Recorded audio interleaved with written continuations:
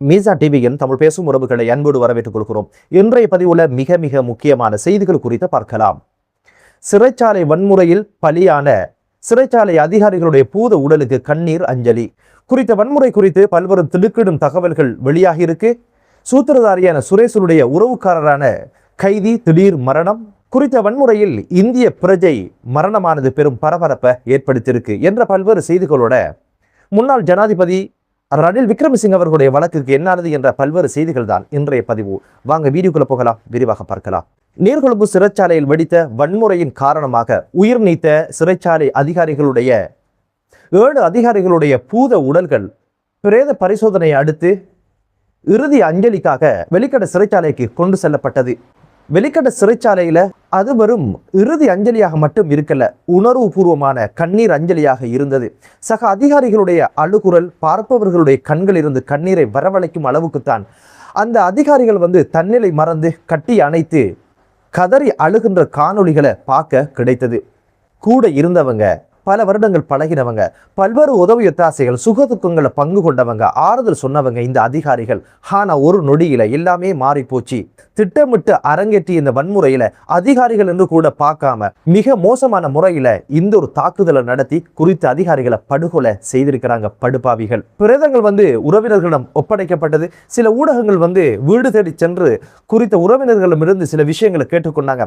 அப்போது உயிரிழந்த அதிகாரியினுடைய மாமியார் ஊடகங்களுக்கு என்ன சொன்னாங்க அப்படின்னு கேட்டீங்கன்னா, இப்ப என்ன எல்லாமே முடிஞ்சு போச்சு, எனது மகளுக்கு கணவன் இல்லை, எனது பேர பிள்ளைகளுக்கு தந்தை இல்லை, ஒரு ஒய்ஸ்கட் தர்றதுனால எல்லாமே முடிஞ்சு போயிருமா? சிறைச்சாலைக்குள்ள வன்முறைகள் நடக்கிறது, இது ஆரம்பமும் கிடையாது, இது முடிவும் கிடையாது, இதற்கு எந்த ஒரு தீர்வும் கிடையாத சூழ்நிலையில இப்போது எனது மருமகனை நாம் இழந்து இப்போது எனது மகள் விதவையாக நிற்கிறாள் அப்படின்னு ஒரு விஷயத்தை சொல்லிட்டு விசாரணைகள் நடக்குது என்று ஊடகவியலாளர் சொல்லி இருந்தாரு.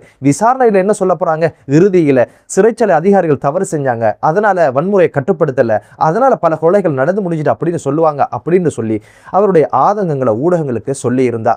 இப்போது சிறைச்சாலைக்குள்ள நடந்த இந்த வன்முறை குறித்து பல்வேறு திடுக்கிடும் செய்திகள் இப்போது வெளிவந்திருக்குது.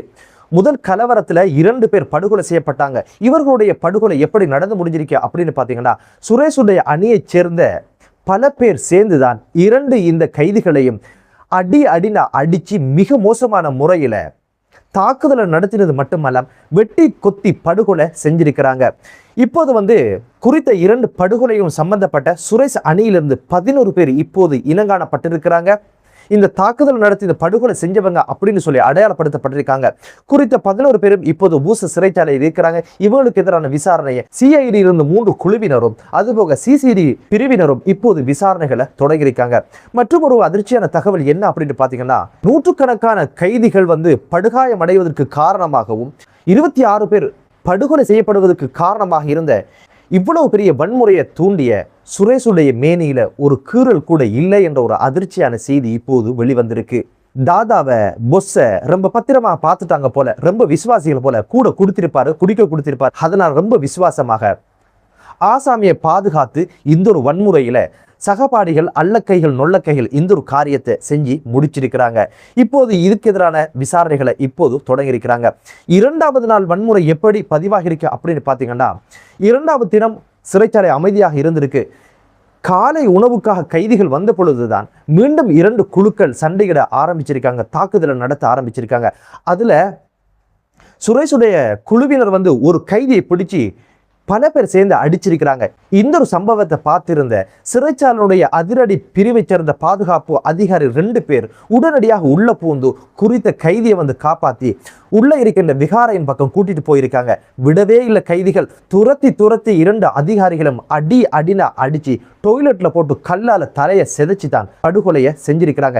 இந்த ஒரு விஷயத்தை பார்த்திருந்த புதிதாக அங்க நியமனம் பெற்று போன பிரதான ஜெயிலர் என்ன பண்ணியிருக்கிறார் அப்படின்னு பார்த்தா, உடனடியாக நிலைமையை கட்டுப்பாட்டுக்குள் கொண்டு வரணும் அப்படின்னு சொல்லி சம்பவ இடத்துக்கு போயிருக்கிறாரு. அங்கிருந்த நல்ல மனசு கொண்ட சில கைதிகள் சொல்லியிருக்கிறாங்க, சார் நீங்க இதுக்குள்ள வராதங்க சார், உங்களை படுகொலை செஞ்சிருவாங்க, தயவு செய்து போயிருங்க அப்படின்னு சொல்லி கெஞ்சிருக்கிறாங்க. இருந்தாலும் சக அதிகாரிகள் தாக்கப்படுவதை கண்ணால பார்த்துட்டு அமைதி காக்க முடியாது என்பதற்காக உடனடியாக சம்பவ இடத்துக்குள்ள பூந்திருக்கிறாங்க. போனதுதான் தாமதம். நூற்றுக்கணக்கான கைதிகள் சூழ்ந்து கொண்டு கல்லாலும் இரும்பு கம்பிகளாலும் தடியாலும் பயங்கரமான தாக்குதல்களை மேற்கொண்டிருக்கிறாங்க. இந்த சம்பவத்தை பார்த்திருந்த ஏனைய சிறை அதிகாரிகளும் உள்ள புந்து நிலைமையை கட்டுப்படுத்தலாம் அப்படின்னு போராடினாங்க. அவங்களிடம் இருந்த ஆயுதங்கள் எல்லாம் பறித்து சரமாரியாக சிறைச்சாலை அதிகாரிகளை பயங்கரமாக தாக்குதல் நடத்தி கிட்டத்தட்ட 7 பேரை படுகொலை செய்தும் அவர்களுடைய அந்த வெறியாட்டம் அடங்காமலே கிட்டத்தட்ட 19 சிறை கைதிகளை படுகொலை செஞ்சு முடிச்சிருக்கிறாங்க.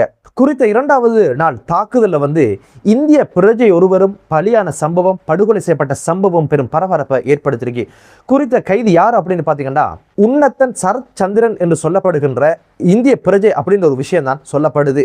இந்திய தூதரகம் குறித்த கைதியினுடைய விடயம் குறித்து பல்வேறு நடவடிக்கைகளை எடுத்து வருவதாக செய்திகள் வெளிவந்திருக்கு. குறித்த நபர் 2025ஆம் ஆண்டு 3ஆம் மாதம் 2ஆம் திகதி கஞ்சா வைத்திருந்த குற்றச்சாட்டில் தான் கைது செய்யப்பட்டிருக்கிறாரு. இறுதியில பிணை கிடைக்கல, பிணமாகத்தான் கிடைத்திருக்கிறாரு. இப்போது சிறைச்சாலையினுடைய நிலைமை எப்படி இருக்கு அப்படின்னு பார்த்தீங்கன்னா அங்க இருக்கின்ற அனைத்து வளங்களையும் உடைத்து சுக்குநூறாக்கி இருக்காங்க. டொய்லெட்ல கொமட்ட கூட இவங்க விட்டு வச்சதில்லை. பொடி ஸ்கேனர், சிசிடி கேமராக்கள், அது போக கைதிகள் பயன்படுத்துகின்ற அனைத்து தளவாடங்களையும் உடைத்து சுக்குநூறாக்கி இருக்கிறாங்க. இப்போது என்ன விமர்சனம் முன்வைக்கப்படுது அப்படின்னு கேட்டீங்கன்னா சிறைச்சாலை அதிகாரி ஒருத்தர் கதவு நோக்கி சூட்டு சம்பவத்தை நடத்தியிருக்கிறாரு. இந்த துப்பாக்கி சூட்டின் காரணமாக பல்வேறு கைதிகள் உயிர்ந்திருப்பார்கள் தானே, இவர்கள் தான் வன்முறையை தூண்டினாங்க அப்படின்ற பல்வேறு விமர்சனங்கள் முன்வைக்கப்படுது. உண்மையிலே குறித்த சம்பவம் உள்ள என்ன நடந்தது என்பது தெரியாமலே வெளியிலிருந்து பல்வேறு விமர்சனங்கள் முன்வைக்கப்படுது. குறித்த அதிகாரி எதற்காக சூட்டு சம்பவத்தை நடத்தினார் அப்படின்னு கேட்டீங்கன்னா கைதிகள் அடுத்த கதவையும் உடைத்துக் கொண்டு வெளியில் வருவதற்கான முயற்சிகளில் ஈடுபட்டாங்க. அந்த தற்காப்புக்காகத்தான் அந்த ஒரு விஷயத்தை தடுப்பதற்காக அந்த கதவில் அவர் சூட்டு சம்பவத்தை நடத்தியிருக்கிறாரு. இந்த ஒரு சூட்டு சம்பவத்தில் உயிர் பலிகள் ஏற்பட்டதா இல்லையா என்பது குறித்த விசாரணை நடந்து வருவதாகவும் பல்வேறு துப்பாக்கி ரவைகள் சுவரில் தான் பாய்ந்திருப்பதான முதற்கட்ட விசாரணைகள்ல தெரிய வந்திருக்குது. என்னதான் இருந்தாலும் குறித்த சம்பவத்தில் கைதிகள் கதவை உடைத்து கொண்டு வெளியில் வந்திருந்தால் அதனுடைய நிலைமைகள் பாரதூரமாக இருந்திருக்கும். காரணம் என்ன அப்படின்னு பார்த்தீங்கன்னா உள்ள இருக்கின்றது 2000க்கும் அதிகமான கைதிகள் அனைவருமே வெளியில் வந்திருந்தால் நிச்சயமாக அதை கட்டுப்படுத்துவது என்பது சிரமமான காரியமாக இருந்திருக்கும். பல கைதிகள் தப்பி போவதற்கான வாய்ப்புகளும் இருந்திருக்கும். அதனால் தான் அப்போதைக்கு செய்ய முடியுமான ஒரு வேலையாகத்தான் குறித்த அதிகாரி துப்பாக்கி சூட்டு பிரயோகத்தை நடத்தியிருக்கிறாரு.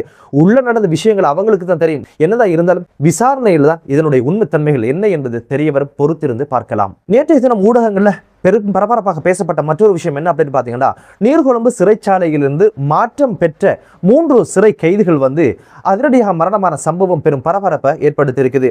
வெளிக்கட சிறைச்சாலையிலிருந்து ஒரு கைதியும், பூச சிறைச்சாலையிலிருந்து மற்றொரு கைதியும், அங்குனோகலப்பல சிறைச்சாலையிலிருந்து மற்றொரு கைதியும் உயிரிழந்திருக்கிறாங்க. இது குறித்து சிறைச்சாலையுடைய ஊடக பேச்சாளர் என்ன சொல்லியிருக்கிறார் அப்படின்னு கேட்டீங்கன்னா வெளிக்கட சிறைச்சாலையில் இருந்த கைதி தற்கொலை செய்வதற்கான முயற்சியை எடுத்தாரு. சிறைச்சாலை அதிகாரிகள் அவர் மீட்கப்பட்டு சிறைச்சாலை வைத்தியசாலை அனுமதிக்கப்பட்ட வேளையில் தான் மரணம் அடைஞ்சிருக்கிறாரு அப்படின்னு ஒரு கருத்தை அவர் பதிவு செய்திருக்கிறாரு. ஏனைய 2 கைதிகளும் திடீர் நோய்வாய்ப்பட்டதன் காரணமாக வைத்தியசாலையில் அனுமதிக்கப்பட்டதுக்கு பிற்பாடு உயிரிழந்தாங்க அப்படின்ற ஒரு விஷயத்தை அவர் உறுதிப்படுத்தியிருக்கிறாரு. ஆனால் கைதிகளின் உரிமைகளை பாதுகாக்கும் அமைப்பு என்னவகையான குற்றச்சாட்டை முன்வைச்சிருக்கிறாங்க அப்படின்னு பார்த்தீங்கன்னா குறித்த கைதிகள் நீர்கொழும்பு சிறைச்சாலையின் மாற்றம் பெற்றதுக்கு பின்னால் குறித்த சிறைச்சாலைகளை தாக்குதலுக்கு இலக்காகித்தான் மரணமானாங்க அப்படின்னு ஒரு குற்றச்சாட்டை முன்வைக்கிறாங்க. எதன் அடிப்படையில் இவங்க இந்த குற்றச்சாட்டை முன்வைக்காங்க அப்படின்னு ஒரு விஷயம் தெரியல. என்னதான் இருந்தாலும் பிரேத பரிசோதனையில் தான் இந்த மரணங்களுக்கான காரணங்கள் கண்டறியப்படும். அதுவரைக்கும் எதுவும் சொல்ல முடியாத ஒரு சூழ்நிலை தான் இருக்குது.